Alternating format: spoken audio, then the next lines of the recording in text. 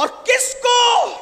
ہم شبیہ پیغمبر کو، تصویر مصطفیٰ کو، مولا شہزادہ علی اکبر کو۔ لیکن آپ سے پوچھتا ہوں، مولا علی اکبر بابا سے کہتے ابا میں جاؤں گا کربلا میں، میرے مولا کہتے تو نے نہیں جانا۔ آپ غور فرمائیں، آج ایک باپ اپنے بیٹے کو کہتا ہے کہ تو نے شادی نہیں کرنا میری ایسی جگہ جہاں مجھے پسند نہیں ہے، تو بیٹا پلٹ کے جواب دیتا ہے ابا تم کو کیا سمجھتا ہے؟ یہ ہے کون سے کربلائی ہو بھائی؟ یہی تو رونا ہے۔ کہیں ہم بھی کسی اور کے طرز پہ چل کر رسومات تو نہیں ادا کر رہے؟ صرف میں آپ سے کہنا چاہتا ہوں، جس دن مسلمان کربلا کی طرف پلٹ آئے گا اس دن مسلمانوں کے جھگڑے ہی ختم ہو جائیں گے۔ اس لیے کہ ایک بیٹا اپنے باپ سے کہتا ہے بابا میں نے کربلا میں جانا ہے، امام رو کے کہتے تو کیسے جائے گا راجا، اور میرے بادشاہ تو کیسے جائے گا، میرے شہزادے تو کیسے جائے گا؟ کہا مولا جب تک میرا وجود ہے، مولا حسین کے چہرے پہ غبار تو دور کی بات ہے، حسین کی جوتیوں پر بھی غبار آنے نہیں دوں گا بابا۔ آپ اندازہ فرمائیں اور کس دل سے میرے مولا نے اپنے بیٹے کو امامہ سر پہ باندھا تھا۔ امام نے سجا کے بھیجا تھا یہ کہہ کر کہ علی اکبر میرے بیٹے میں تجھے شادی کا دولہا تو نہیں بنا سکا، لیکن کم سے کم تیرے باپ کو یہ تسلی ہو جائے گی کہ میں اپنے بیٹے کو شہادت کا دولہا بنا دوں۔ قریب آ اور اپنے ہاتھ سے امامہ باندھا، اپنے ہاتھ سے کمر میں پٹکا باندھا۔ یہ کوئی رنگینی نہیں ہے خطابت کی، یہ حقائق ہے، اٹھا کر کے دیکھ لیں۔ صرف جو لوگ باپ ہیں ان سے میں تھوڑی توجہ چاہتا ہوں، اولاد والے تم بھی ہو، الحمدللہ شہزادہ علی اکبر کی نالین کی خیرات سے اللہ نے ہمیں بھی اولاد دی ہے۔ بیٹا اگر بائک تیز چلا لیتا ہے، کوئی فون کر کے کہتے ہیں سید صاحب آپ کے بیٹے کو میں نے دیکھا کہ اس نے بائک تیز چلایا، پورے سفر میں دل نہیں لگتا، کئی بار فون کر کے بولو راجہ بائک دھیرے چلایا۔ اندازہ فرمائیں بیٹا تیز سے بائک چلائے تو باپ کا کلیجہ کہیں نہیں لگتا۔ وہ کیسے کلیجے کا باپ تھا جس نے اتنے خوبصورت بیٹے کو اپنے ہاتھوں سے امامہ باندھا، اپنے ہاتھوں سے پٹکا باندھا، اپنے ہاتھوں سے تلوار دی، اور جب شہزادہ علی اکبر کو اپنے ہاتھوں سے گھوڑے پہ بٹھایا، اور گھوڑے پہ بٹھا کر جب شہزادہ علی اکبر وہ میرا مرشد ہم شبیہ پیغمبر جب دشمنوں کے نرگے کی طرف جانے لگے تو امام نے کہا ایک بار پلٹنا ذرا، آخری مرتبہ تصویر مصطفیٰ کو دیکھ لوں۔ اللہ اکبر، بیویوں نے کلیجے پکڑ لیے، اللہ اکبر، فرشتوں کی چیخیں نکل گئی ہوگی، زمین نے آہیں بھری ہوگی، آسمان نے خون برسایا ہوگا، اور میدان کربلا میں امتحان دیکھنے کے لیے جو انبیاء کی ارواح ہوگی، جو بزرگوں کی ارواح ہوگی، جو سید العالمین خاتم النبیین کی موجودگی ہوگی، ان کے دلوں پر کیا گزری ہوگی، یہ تو ابن عباس کا خواب بتاتا ہے کیا گزری ہوگی، اس کی طرف نہیں جاتا، لیکن اتنا غور کرنا، اتنا سوچنا مسلمانوں، جب میرے مولا نے کہا علی اکبر میرے شہزادے ایک بار ذرا پلٹنا، آخری بار تصویر مصطفیٰ دیکھ تو لوں۔ شہزادہ علی اکبر پلٹے اور چہرہ پلٹا کر کے جب بابا کو دیکھا، 18 سال کے بیٹے کی آنکھ میں تو خوشی کے آنسو تھے کہ میں فزت برب الکعبہ کی صدا لگانے جا رہا ہوں، لیکن 56 سال کا بابا آنکھ میں آنسو لے کر کے کہہ رہا تھا مولا جس دن کے لیے اسے پالا تھا آج یہ اس کی تکمیل کا دن ہے، مولا قبول فرما لے۔ اور اس کے بعد شہزادہ علی اکبر جاتے ہیں، میں شہادت پڑھنے نہیں بیٹھا، لیکن یہ ہے پیغام کربلا کہ دین پر وقت آئے تو اللہ کی محبت کے لیے تصویر مصطفیٰ 18 سال کا بیٹا علی اکبر کو بھی قربان کر دو۔ اب ہم کون سے حسینی ہیں مسلمانوں؟ صرف کھچڑے اور شربت والے؟ ہم کھچڑے اور شربت کے مخالف نہیں، وہاں علی اکبر جیسا بیٹا قربان کر رہے ہیں خوشی خوشی. کیا ہم فجر میں 10 منٹ کی نیند قربان کرتے ہیں؟ بتاؤ کتنے لوگ ہیں جو روزانہ فجر میں اٹھ کر مسجد کو جاتے ہیں؟ پھر کون سے کربلا پہ ہم عمل کرتے ہیں؟ اللہ اکبر. اور اس کے بعد ایک بیٹا اپنے باپ کے قدموں پہ سب کچھ قربان کر دیتا ہے، اور آج کے جوان بیٹے اپنے بوڑھے باپ کی بد دعا لے رہے ہیں. آج کے جوان بیٹے کماتے ہیں، اپنے باپ کا حق ادا نہیں کرتے. آج کے جوان بیٹے اپنے ماں باپ کی خوشی کے بغیر پسند کی شادیاں کرتے ہیں. حالت یہ ہے لڑکیوں سے جن سے ناجائز تعلقات ہے، گھنٹے گھنٹے تو ان سے باتیں کریں گے مگر ماں باپ کی خیریت پوچھنے کے لیے وقت نہیں ہے. کیا سیکھا ہے کربلا سے؟ ہم لوگ سر پیٹنے اور سینہ پیٹنے والی قوم نہیں ہے. ہم لوگ اللہ اکبر اس لیے کہ پٹتے پٹاتے وہ ہیں. قدرت نے سزا دی ہے، جس سینے میں 4 یار نہیں بستے وہ دنیا میں بھی پٹیں گے اور قبر میں بھی اور حشر میں بھی پٹیں گے. ہم نہ یہاں پٹنے والے ہیں نہ مٹنے والے ہیں، بلکہ واللہ جس سینے میں 4 یار کے ساتھ پنجتن پاک بستے ہیں وہ سینہ پٹنے والا نہیں ہے، بلکہ وہ سینہ تو قبر میں بھی انشاءاللہ محفوظ رہنے والا ہے. جنا بنے گی محبان 4 یار کی قبر جو اپنے سینوں میں یہ 4 باغ لے کے چلے.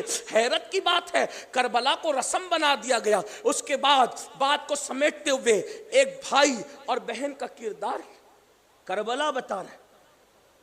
بہن، آج کی بہن اپنے بچوں کے لیے اپنے بھائی سے رشتہ توڑ لیتی ہے. آج کا بھائی اگر بہن چھٹیوں میں آ رہی ہے تو بیوی سے کہتا ہے ارے بہت سارے بچے لے کر آ رہی، کون کھلائے گا کون پلائے گا. داڑیاں رکھ لی، ٹوپیاں پہن لی، دل کے اندر کیا بس رہا ہے؟ نفرتوں کا سور، نفرتوں کے کتے، نفرتوں کے خنزیر. خنزیر کی گندگی اتنی نہیں ہے جتنا حسد اور بغض کی گندگیاں ہیں. لوگ خنزیر کے نام سے نفرت کرتے ہیں، حسد کے نام سے نفرت کیوں نہیں کرتے؟ لوگ کتے کے نام سے نفرت کرتے ہیں، بغض کے نام سے نفرت کیوں نہیں کرتے؟ بہنوں کا تعلق کیا رہ گیا بھائیوں سے، اور بھائیوں کا تعلق کیا رہ گیا بہنوں سے؟ کربلا بتا رہا ہے، کربلا بتا رہا ہے. ایک بہن اپنے بھائی کو جب کوئی مشورہ دیتی ہے، امام حسین کربلا میں کسی سے مشورہ نہیں لیتے سوائے 2 کے. نمبر 1 سیدہ زینب. اگر سیدہ زینب کا کردار پڑھوں تو میں آپ کو اتنا کہہ سکتا ہوں، اگر آپ سننے کے لیے آئے کہہ سکتا ہوں مجھے 2 بجے سے پہلے نکلنے کے لیے کہا گیا ہے، میں اس کا بھی خیال رکھوں گا، اور 1 بج چکے ہیں اور میں جلدی سے بات کرنا چاہتا ہوں. اگر آپ سیدہ زینب کو نہیں جانتے، خاص طور پہ بہنوں سے کہتا ہوں تو سن لیں. امام حسن کے کان میں بھی رسول اللہ نے اذان پڑھی، امام حسین کے کان میں بھی رسول اللہ نے اذان پڑھی. امام حسن اور امام حسین کو بھی رسول اللہ نے گھٹی دی. سیدہ زینب کے کان میں بھی حضور نے اذان پڑھی. سیدہ زینب کو گھٹی بھی حضور نے دی. اور جب نام رکھنے کی بات آئی تو حضور کو جو سب سے پسندیدہ نام تھا زینب. زینب یہ جو ہے وہ زینب ہے. زینب کا مطلب ہوتا ہے باپ کی زینت. جو باپ کی آبرو کو 4 چاند لگا دے اس کو زینب کہتے ہیں. کون زینب؟ رسول اللہ گھٹی دیتے ہیں. 7 سال کی عمر میں قرآن کی حافظہ ہو جاتی ہے. کوفہ میں سب سے پہلے جس نے عورتوں میں تفسیر قرآن بیان کی اس کو زینب بنت علی کہتے ہیں. یہ ہے سیدہ زینب. اور بھائی کو جو مشورہ دیتی ہے، بھائی کبھی مشورہ نہیں کاٹتے بہن کا، تو پہلا مشورہ بہن سے اور دوسرا مشورہ سوتیلے بھائی عباس ابن علی سے، جسے ہم سنی غازی عباس علمدار کہتے ہیں. آپ غور کریں، سوتیلے بھائیوں سے مشورے نہیں لیے جاتے، لیکن امام حسین سوتیلے بھائی سے مشورہ لے رہے ہیں اور بتا رہے ہیں کہ وہ اور سوتیلے بھائی ہیں جو سوتیلے بھائیوں کو کنویں میں ڈالتے ہیں. یہ حسین کا بھائی عباس ہے جو اپنے حسین کے لیے اپنا سب کچھ قربان کر دیتا ہے. اندازہ فرمائیں. اور پھر بہن اپنے بھائی کے پاس آ کے کہتی ہے حسین سب کچھ لٹ گیا، میرے 2 بچے بچے ہیں، میرے بچوں کو جانے دیجیے.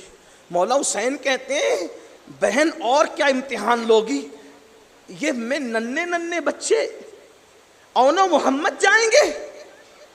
تو سیدہ کیا کہتی پتہ ہے؟ حسین امی کے سامنے مجھے رسوا مت ہونے دو. اگر قیامت میں سیدہ نے پوچھا میرا لال جا رہا تھا تیرے لال کیوں بچے تھے تو میں کیا جواب دوں گی؟ ماں کو سرخرو، ماں کی بارگاہ میں مجھے سرخرو کر دو. کیوں؟ جب ماں کا سامنا ہوگا تو میں ماں سے کہوں گی ماں تیرے لال پر میں نے اپنے لالوں کو قربان کر کے اپنی گود اجاڑ دی. اور اس کے بعد ایک بہن اپنے بھائی کے لیے گود اجاڑ رہی ہے، وہ شہادت بھی نہیں پڑھتا، لیکن جب دونوں ننھے شہزادوں کی لاشیں آتی ہے تو جب زینب نے بیٹوں کو بھیجا تھا، جملے پہ توجہ کرنا، پیغام کربلا، سیدہ زینب نے جب بیٹوں کو بھیجا تھا تو وہ زینب بنت علی تھی، وہ زینب بنت فاطمہ تھی، لیکن جب دونوں شہزادوں کی لاش آئی تو دونوں کو لپٹ کر کے رو رہی تھی اور ہچکیاں بن گئی تھی. جب لاشوں کو دیکھا تو زینب صرف ماں تھی، ماں، اور ایک ماں اپنے بچوں کو لپٹ لپٹ کے رو رہی تھی اور دنیا کی بہنوں کو پیغام دے رہی تھی کہ بہن اور بھائی کے رشتے کی اہمیت کیا ہوتی ہے. اندازہ فرمائیں ہم نے کربلا سے سیکھا کیا ہے. آج گھر گھر میں آگ لگی ہے، گھر گھر میں طوفان بدتمیزی ہے، بھائی کی بہن سے نہیں بنتی، بہن کی بھائی سے نہیں بنتی. یہ میں دنیا داروں کی بات نہیں کر رہا ہوں، جہاں بہت زیادہ دینداریوں کا دعویٰ ہے وہاں بھی یہ ماحول ہم اپنی آنکھوں سے دیکھ رہے ہیں. سگے بھائی نے سگے بھائی پہ کیس کر دیا ہے، سگی بہن نے سگے بھائی پہ کیس کر دیا ہے، اور بھتیجے تو طوفان بدتمیزی بپا کرتے ہیں. لیکن کربلا میں ایک بھتیجا ایسا بھی ہے جو چچا کے پاس آتا ہے اور آ کے کہتا ہے چچا میں نے بھی میدان کربلا میں جانا ہے. امام کہتے ہیں بس کرو، کتنا مجھ سے امتحان لوگے، کیا بھائی کی نشانی بھی مٹا دوں؟ حضرت سیدنا شہزادہ امام قاسم نے کہا چچا مجھے جانے دو. چچا کہتے ہیں نہیں تم نہیں جاؤ گے. روتے ہوئے آئے اور پھوپھی زینب سے جو جملہ امام قاسم نے کہا وہ امام حسین کے کردار کی عکاسی کرتا ہے. میں کردار امام حسین بھی پڑھنا چاہتا ہوں لیکن پہلے اس کو سن لیں. سیدہ زینب سے کہا پھوپھی میری خبر لو. کس نے؟ امام قاسم. پھوپھی میری خبر لو. پھوپھی بڑی کیا ہوا؟ پھوپھی آج میں یتیم ہو گئی، آج یتیم ہوا.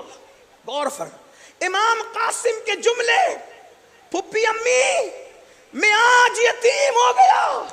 پھوپھی نے کہا کیسی بات کرتا ہے بیٹا، آج یتیم ہو گیا؟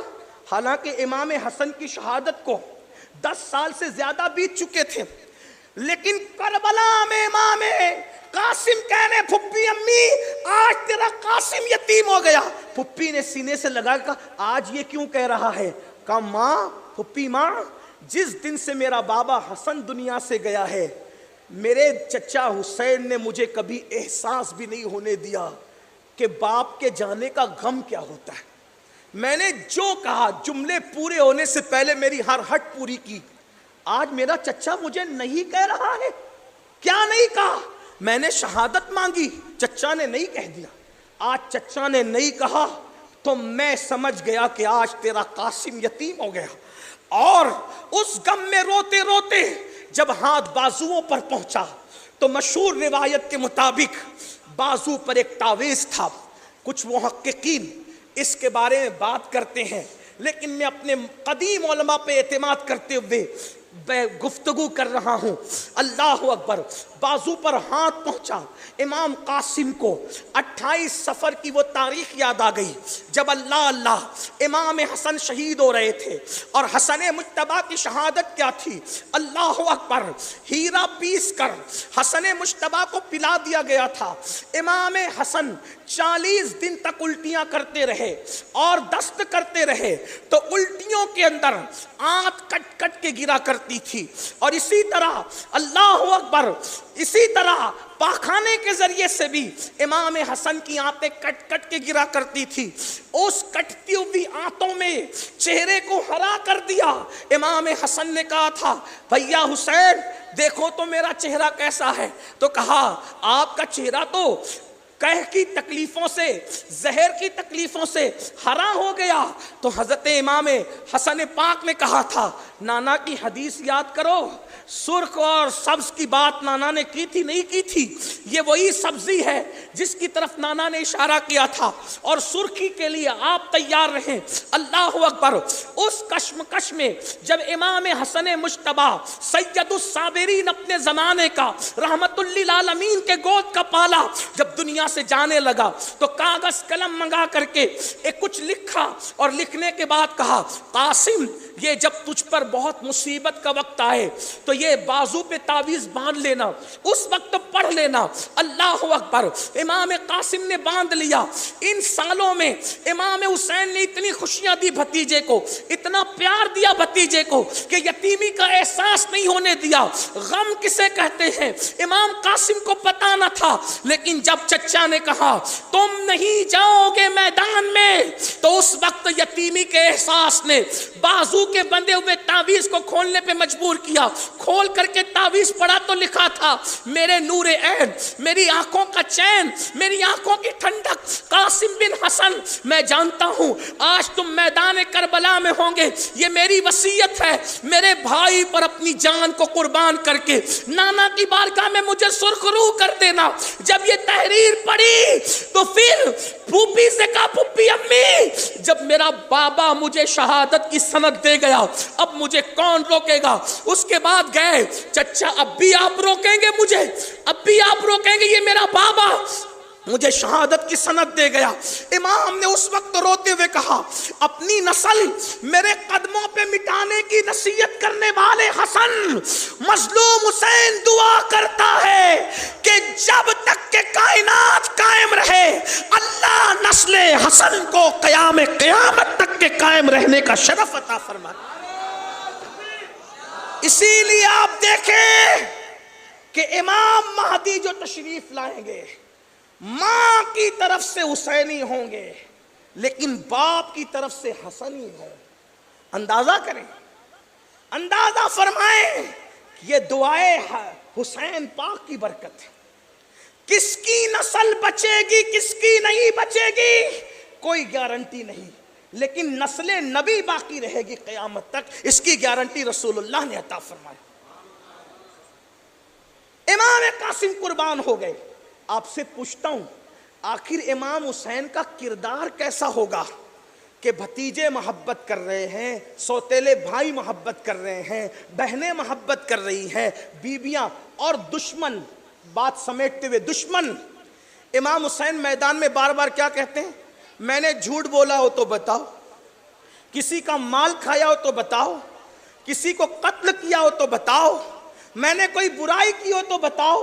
آپ سے پوچھنا چاہتا ہوں دشمن سے کہہ رہے جھوٹ بولا ہے تو بتاؤ، دشمن چپ ہے، یعنی دشمن بھی کہہ رہا ہے ہم حسین کے خلاف تو کھڑے ہیں مگر حسین نے کبھی جھوٹ نہیں بولا، حسین پاک نے کبھی ناحق کسی کا مال نہیں کھایا، حسین پاک نے کبھی کسی کو قتل ناحق نہیں کیا، حسین پاک نے کبھی کسی کا دل نہیں دکھایا۔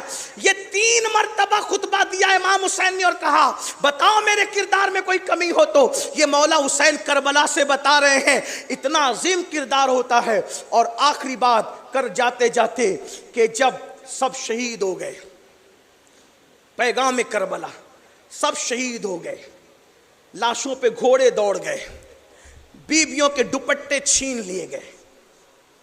یہ بڑی غریب سادہ و رنگی ہے داستان حرم، نہایت اس کی حسین ابتدا ہے اسماعیل۔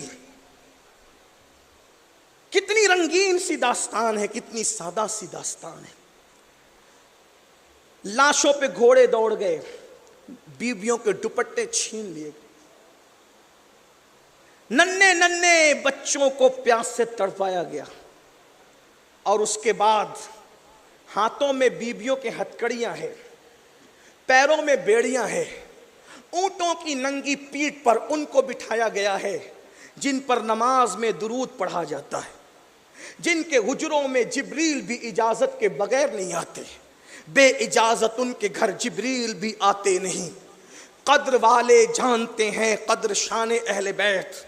عباس کے بازو کٹ کر کے پڑے ہوئے، علی اصغر کا لاشا بکھرا ہوا ہے، شہزادہ علی اصغر کا لاشا بکھرا ہوا ہے، شہزادہ علی اکبر کا لاشا بکھرا ہوا ہے، امام قاسم کی لاش پہ گھوڑے دوڑ چکے ہیں، بیویوں کے ہاتھوں میں ہتھکڑیاں ہیں، ہائے ہائے ہائے، آج سیدوں کے ہاتھ چومے جاتے ہیں، وہ ہاتھ جن کو مولا علی نے چوما تھا محبت سے، ان ہاتھوں میں ہتھکڑیاں ڈال دی گئی ہے۔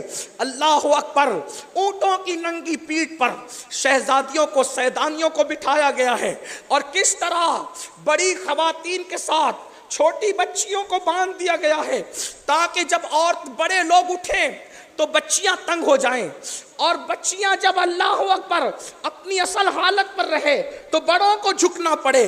ایسے میں اعلان ہو گیا، کوفہ کے بازاروں میں، کوفہ کے بازاروں میں ہم ذلیل کریں گے حسین کے خاندان کو۔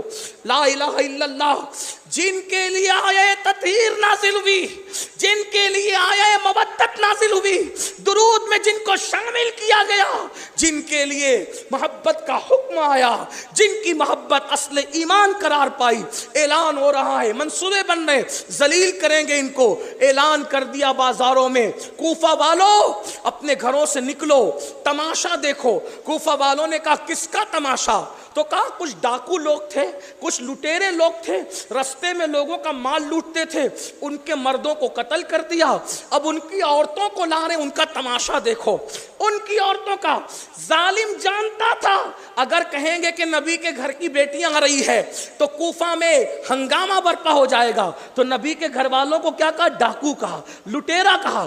یہ ظالمانہ پن، تاکہ لوگ تماشا دیکھیں۔ کوفہ کی عورتیں چھت پہ چڑھ گئی، کوفہ کے مرد گلیوں میں آ گئے، چلو ڈاکوؤں کے بچوں کا تماشا دیکھیں، راہ مارنے والوں کے بچوں کا تماشا دیکھیں۔ اور اس کے بعد جب وہ قافلہ کوفہ میں آیا، سیدہ زینب اور سیدہ سکینہ، جنہیں ہم سکینہ کہتے ہیں، میں تلفظ میں آپ کو الجھانا نہیں چاہتا، سیدہ سکینہ اور سیدہ زینب دونوں ایک ساتھ بندھی ہوئی ہے۔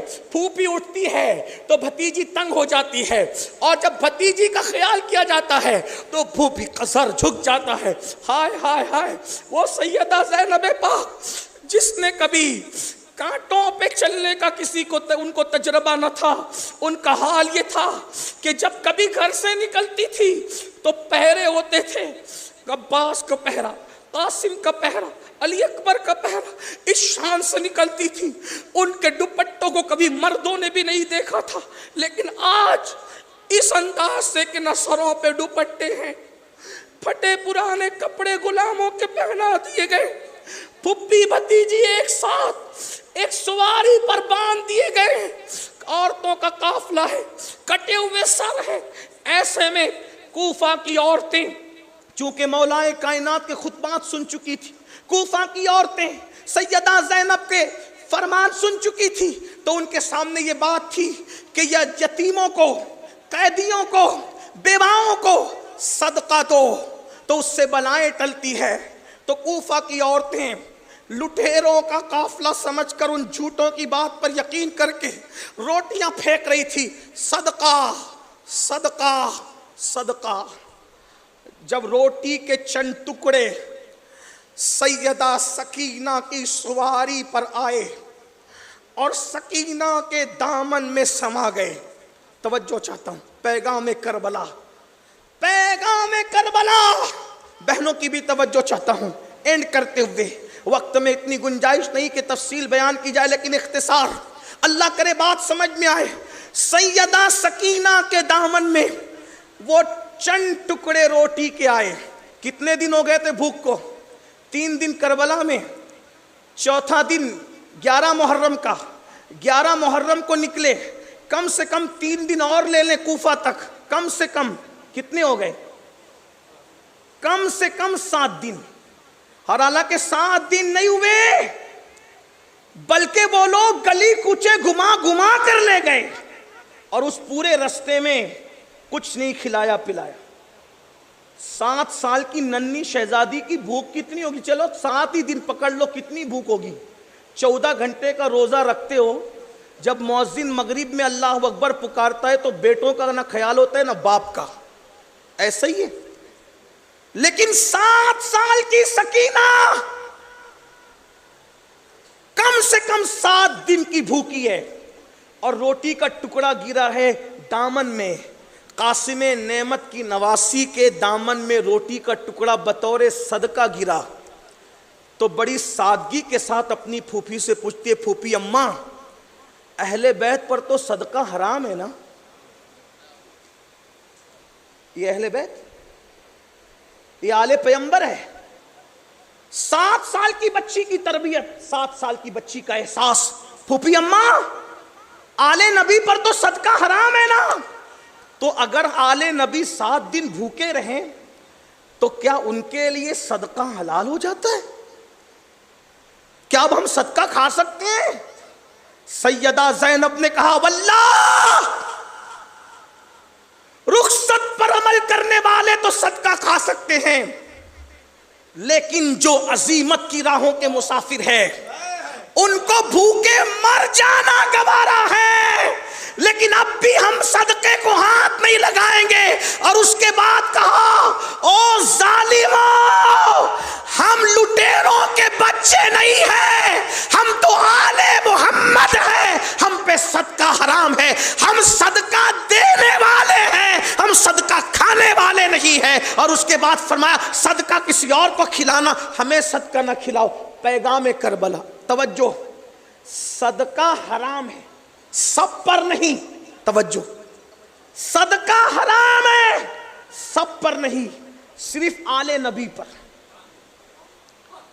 लेकिन अगर ये सदका हराम जान बचाने के लिए कोई खाना चाहे तो उलमा कहते हैं जान बचाने के लिए तो इजाजत है। तवज्जो, सदका नापाक नहीं होता, सदका नापाक नहीं होता, सदका पाक होता है। अगरचे वो माल का मैल कहलाता है लेकिन पाक होता है। दूसरे खा सकते हैं ना, सिर्फ आले नबी नहीं खा सकते। लेकिन सैयदा सकीना 7 दिन की भूखी, वो 7 साल की शहजादी, भूखे रहना गवारा है, सदका खाना गवारा नहीं है। आपसे पूछता हूं, ए करबला वाले कहलाने वाले, ए करबला के शहदाई कहलाने वाले मुसलमान, सदका सिर्फ आले नबी पे हराम है, सबके लिए हलाल है, हर मिस्कीन के लिए। लेकिन सूद तो हर मुसलमान के लिए हराम है। सकीना सदका नहीं खा रही है 7 दिन की भूख के बावजूद, और तुम मुसलमान होकर और सुन्नी मुसलमान होकर और हुसैनियत का दावा करके सूद किस मुंह से खा रहे हो? पेट भरा है फिर भी सूद खा रहे हो। और याद रखना, सूद खाना भी हराम है और सूअर खाना भी हराम है। लेकिन सूअर खाने से बुरा सूद खाना है। क्यों? इसलिए कि सूअर खाना हराम तो है, मगर सूअर खाने वाले के लिए अल्लाह ने कुरान में जंग का ऐलान नहीं किया, मगर सूद खाने वाले के लिए अल्लाह ने ऐलान जंग फरमाया है। अब आपसे पूछना चाहता हूं, अगर तुम वाकई करबलाई हो तो सकीना पाक ने सदका मुस्तरद कर दिया कि हम पे जब नाना ने हराम कर दिया मर जाएंगे, लेकिन हराम की तरफ नहीं बढ़ेंगे ताकि राह अजीमत के मुसाफिर बन जाएं। और आप लोग सूद के धंधे कर रहे हैं। अल्लाह अकबर। तुरफा तमाशा तो ये है, बल्कि लोग कहते हैं मौलाना सूद का धंधा इसलिए कर रहे हैं ताकि बेवाओं को पाले, यतीमों को पाले, गरीबों की मदद करे, गरीबों को पढ़ाए। मैंने कहा अल्लाह के बंदे, सूद के पैसे से नेक काम करना ऐसा ही है जैसे नापाक कपड़े को पेशाब से धोना। कि नापाक कपड़ा पेशाब से धो तो क्या नापाक कपड़ा पाक हो सकता है? कहा नहीं, हरगिज नहीं पाक हो सकता। तो फिर ये सूद के धंधों से पढ़ाना किसने कहा? बेवाओं की परवरिश किसने कहा? याद रखना, बेवा की परवरिश हम पे फर्ज नहीं है, किसी गरीब की मदद करना हम पे फर्ज नहीं है, पसंदीदा काम है, नफिल काम है, सवाब का काम है, मुस्तहब काम है। लेकिन सूद से बचना हम पे फर्ज है। ये सारे गलत रास्ते ना निकालो। और सुन लो, मेरे आका ने इरशाद फरमाया, जब मेरी उम्मत में सूद आम हो जाएगा तो उस वक्त तो अल्लाह इन पर जालिम हुक्मरां मुसल्लत करेगा जो इनकी गर्दनें उतार देगा। گا، ان پہ ظلم کرے گا، ان پہ زیادتی کی جائے گی، ان کے نیکوں کی دعا قبول نہیں کی جائے گی، ان کو تباہ کر دیا جائے گا، بارش روک دی جائے گی، اناج میں قلت کر دی جائے گی، قحط سالی کر دی جائے گی۔ میرے عزیز، ہم نے کربلا کو پوری زندگی سنا لیکن کربلا کو کبھی سمجھنے کی کوشش نہیں کی۔ اس لیے پیغام کربلا کیا ہے؟ اگر دو لفظوں میں کربلا بیان کر دی جائے تو پھر ہم اتنا ہی کہہ سکتے ہیں کہ کربلا یہ ہے کہ دین اہم ہے، دین پر سب کچھ قربان کر دو، دین کو کسی اور چیز پہ جو ہے وہ قربان مت کرو، اس لیے کہ دین وہ ہے، دین ہمیشہ باقی رہے گا، دین ہمیشہ زندہ رہے گا۔ دیندار بنو گے تو اللہ تمہارے ڈنکے بجا دے گا، تمہیں عزت عطا کرے گا، تمہیں وقار عطا کرے گا۔ اختتام پر یہ کہہ دوں، ارے جن کو قبریں میسر نہیں آئی تھی، کون کہہ سکتا تھا کہ ان کے بھی ذکر ہوں گے، ان کے بھی جلسے ہوں گے، ان کے بھی نام لیے جائیں گے؟ اللہ اکبر! آج تک پتہ ملا امام حسین کا جنازہ کس نے پڑھایا؟ اس امام کا نام کسی کو پتا ہے؟ مولا حسین کی قبر میں کون اترا تھا؟ کسی کو نام پتا ہے؟ کفن کیا دیا گیا تھا؟ کسی کو نام پتا ہے؟ واللہ لوگ تو سمجھ رہے تھے جن کو کفن بھی پورے نہیں ملے ان کے کیا نام رہیں گے، لیکن دنیا نے دیکھ لیا جن کو کفن بھی مکمل نہیں ملے آج بھی ان کے ڈنکے بجتے نظر آ رہے ہیں، اور جن لوگوں نے محلوں میں زندگی گزاری نہ کوئی نام لینے والا ہے، نہ نسل باقی رہ گئی ہے، بلکہ ابھی بات کہی گئی، لوگ کہتے ہیں کہ دین پہ قربان ہونے سے کیا ملتا ہے؟ میں نے کہا ایک بیمار چھوڑ کر گئے تھے، کوئی محلہ ایسا نہیں ہے جہاں حسین کی اولاد موجود نہیں، اور یزید آٹا چھوڑ کر کے مرا تھا، کوئی پاگل ہوا، کوئی مر گیا، کوئی ختم ہو گیا، اور نسل یزید بھی ختم ہو گئی۔ اور ہمیں پیغام مل رہا ہے، دین مٹاؤ گے خود مٹ جاؤ، دین بچاؤ گے،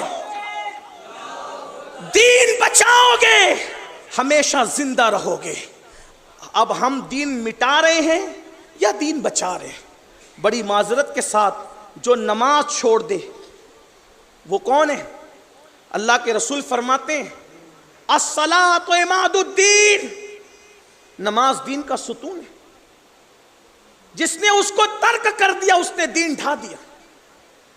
زنا کیا جا رہا ہے، فلمیں دیکھی جا رہی، گندی پکچریں دیکھی جا رہی، گندے سیریل دیکھے جا رہے ہیں، لڑکیوں کو بھگانے کے پلان بن رہے ہیں، پکنک کے نام پر زنا کے اڈوں کو آباد کیا جا رہا ہے۔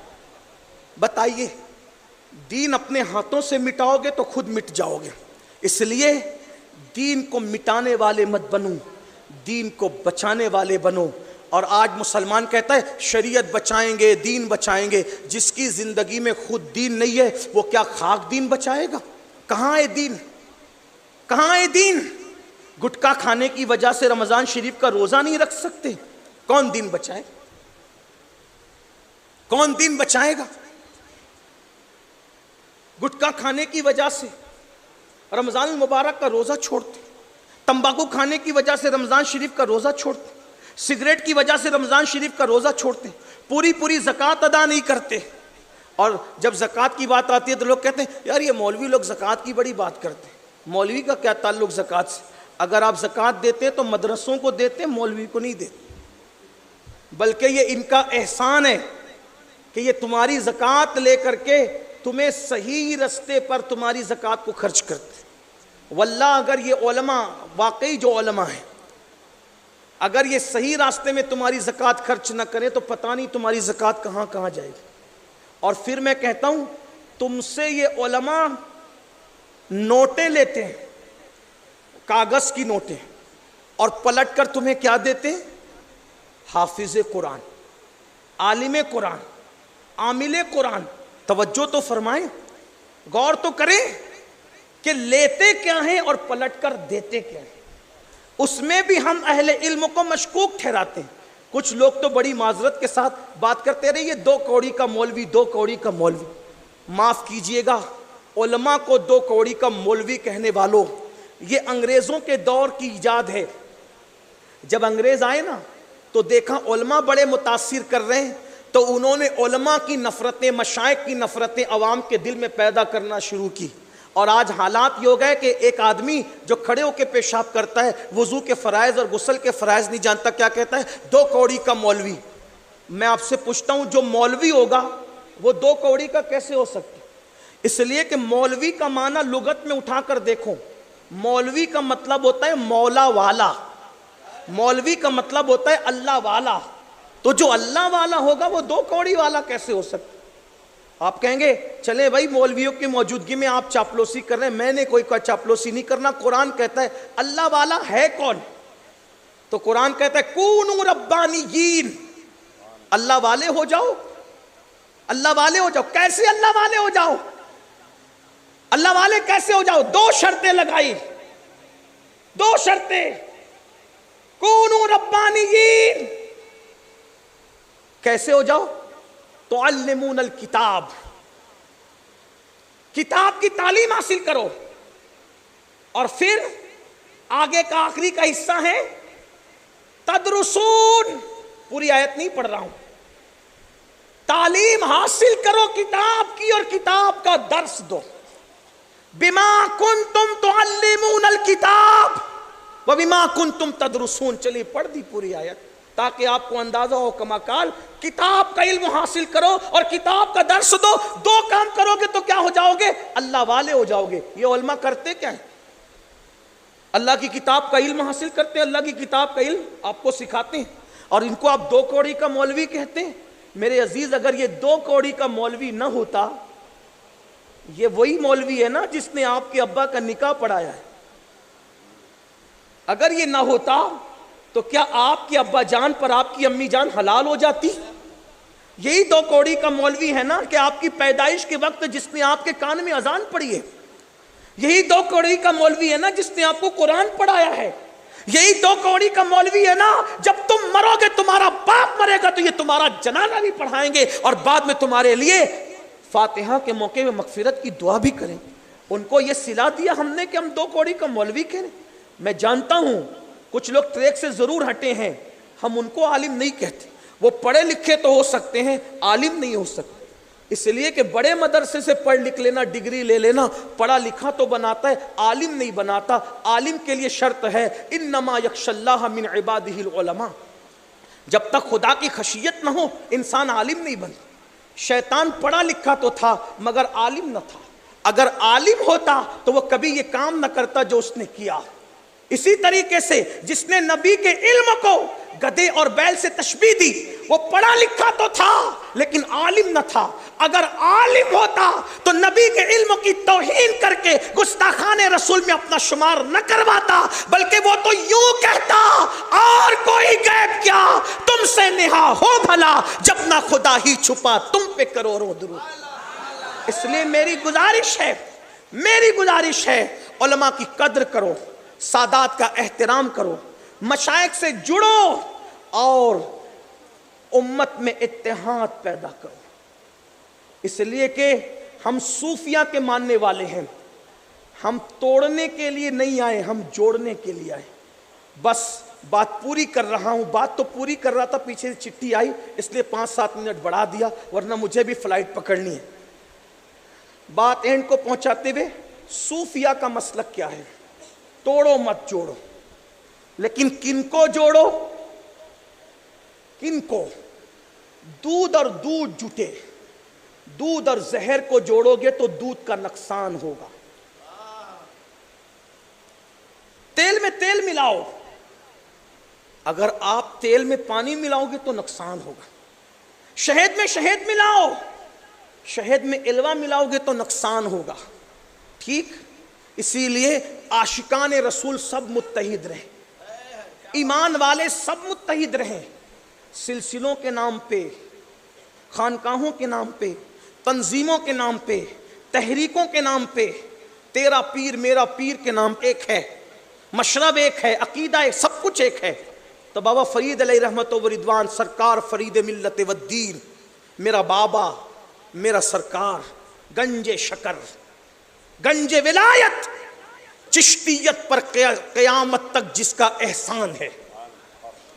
اگر فرید الدین نہ ہو، چشتیت سے بابا فرید کو نکال دیا جائے، بعد میں چشتیت میں کچھ بچتا ہی نہیں۔ اس لیے کہ بابا فرید ہی ہیں جنہوں نے ایسے دو شعر تیار کیے جس نے چشتیت کو 14ویں رات کے چاند سے بھی بلندی عطا کر دی. ایک تو صابر کلیر ہے، ایک تو ہمارے محبوب پاک نظام ملت والدین سرکار نظام الدین اولیاء. بابا فرید کا ایک مرید آیا، سرکار مرید ہوں، کچھ نہ کچھ تحفہ پیش کرنا ہی ہے، تو لوہار ہوں، کچھ اوقات نہیں پیش کرنے کی، یہ کینچی قبول کر لیں. سرکار نے فرمایا لوہار ہے، صرف کینچی بناتا ہے کچھ اور بھی بناتا ہے؟ حضور اور بھی کچھ بناتا ہوں. سوئی بنانی آتی ہے؟ جی بنا لیتے ہیں. فرمایا بابا ہم اللہ والے لوگ ہیں، ہمارے پاس کینچی نہ لایا کرو، ہمارے پاس سوئی لایا کرو. سوئی اس لیے کہ کینچی 1 کو 2 کر دیتی ہے اور سوئی دھاگا 2 کو 1 کر دیتا ہے. ہم 1 کے 2 کرنے والے نہیں، ہم 2 کو 1 کرنے والے ہیں. تو یہ فکر ہو، جوڑنے کی کوشش کرو، عمل کرو، علم سیکھو، اپنے بچوں کو علم سکھاؤ.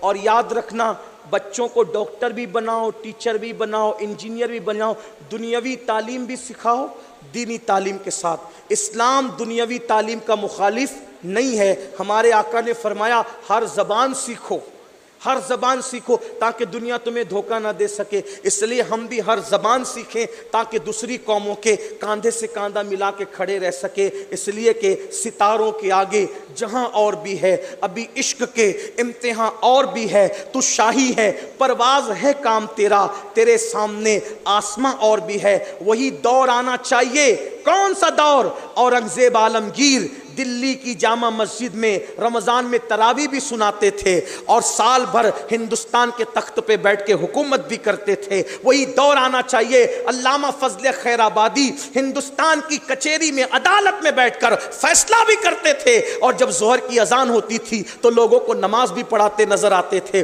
وہ دور آنا چاہیے. جو جج ہو وہی مسجد کا امام ہو، جو جج ہو وہ وکیل بھی ہو، جو حافظ قرآن ہو وہی اپنے وقت کا IAS ہو، IPS ہو نہیں سکتا. کیوں نہیں ہو سکتا؟ آگے بڑھو، کوشش کرو، محنت کرو. اللہ تعالیٰ میری قوم کو محنت کی توفیق عطا فرمائے.